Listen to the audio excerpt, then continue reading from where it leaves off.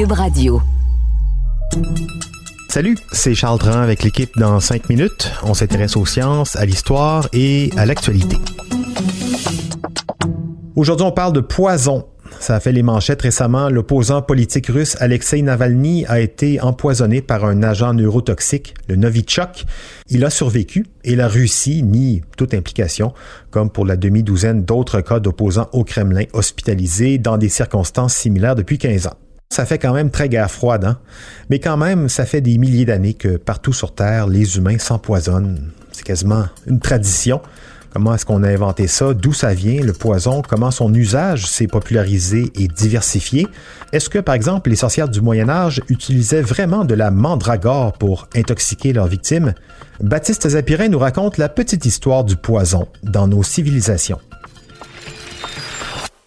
Tout est poison, rien n'est poison, c'est la dose qui fait le poison.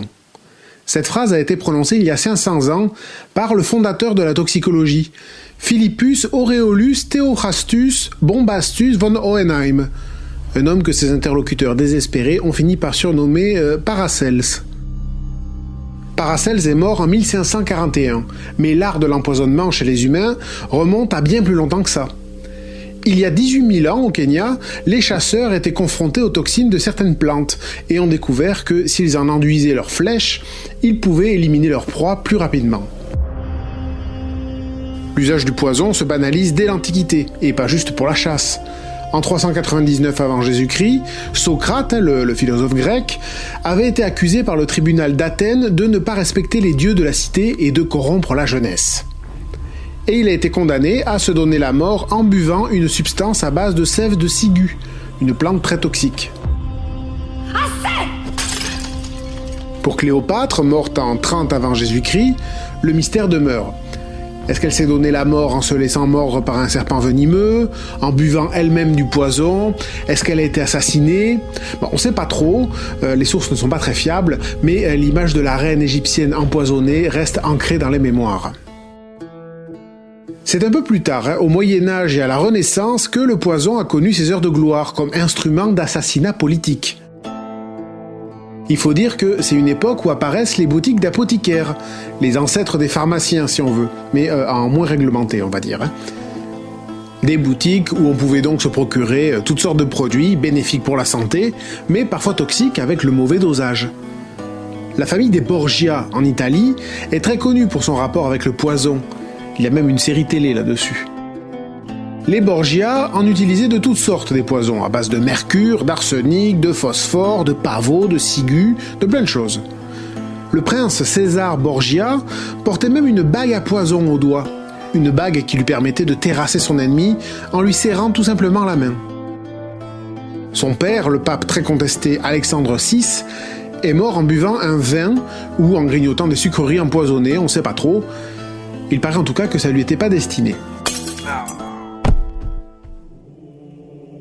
Moyen-Âge et Renaissance, ce sont aussi les époques célèbres pour leurs sorcières, entre guillemets. En fait, souvent des accoucheuses guérisseuses qui avaient une grande connaissance de la nature et donc des plantes, des remèdes et des poisons. Ah, et alors les sorcières faisaient très peur, hein. C'était des femmes, déjà, qui en savaient beaucoup, ensuite, et capables de manipuler des plantes potentiellement toxiques, la mandragore par exemple, ou sa cousine, la belladone, qui peut provoquer des hallucinations, des convulsions, ou même la mort. Pourtant, à la base, le poison, c'est juste ça, hein. Des plantes, des baies, des produits présents dans la nature, hein. On trouve de l'arsenic dans tous les êtres organiques par exemple. Et tout ça, ça devient du poison une fois préparé pour ça, une fois bien dosé. Les toxines peuvent ensuite être mélangées dans la nourriture ou la boisson, sans qu'on sente le goût. Elles peuvent être respirées, injectées directement dans le sang, tuées rapidement ou lentement des jours plus tard. Ça peut bloquer l'ADN ou paralyser les muscles. Mais préparé différemment, on peut en tirer des effets bénéfiques pour la santé. Question de dosage toujours. La jusquiame noire, par exemple, c'est une plante qui était utilisée contre la toux. Mais c'est elle aussi qui tue Hamlet dans la tragédie de Shakespeare. Même l'arsenic, utilisé d'une façon précise, c'est efficace pour lutter contre une forme de leucémie. Comme quoi, le pudding à l'arsenic, c'est peut-être pas si terrible que ça en a l'air. Faudra juste demander aux cuisiniers combien de doses ils en ont mis. Oh, je vais en mettre 3.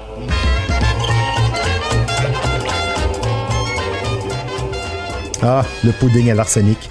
Même au temps des Gaulois, on s'empoisonnait avec style. Bon, mais finalement, quand les scientifiques soviétiques ont inventé cet agent neurotoxique, le Novichok, dans les années 70-80, ils n'ont fait que poursuivre cette longue tradition en y ajoutant tout de même les connaissances de la chimie moderne pour en faire un produit plus synthétique, moins botanique, on va dire. Surtout que les guerres mondiales sont passées par là et, avec elles, les grandes puissances ont développé des armes chimiques qui agissent, elles aussi, comme des poisons, mais à grande échelle. Le gaz moutarde, l'agent orange, c'est ça, des poisons. Heureusement, depuis quelques siècles, la science de la toxicologie a aussi permis de concevoir des remèdes, des antidotes, ou au moins de comprendre, quand c'est pas le cas, comment fonctionnent ces poisons dans l'organisme. Comme ça, on sait mieux quoi faire pour rencontrer les effets. Merci Baptiste Zapirin. C'était en 5 minutes.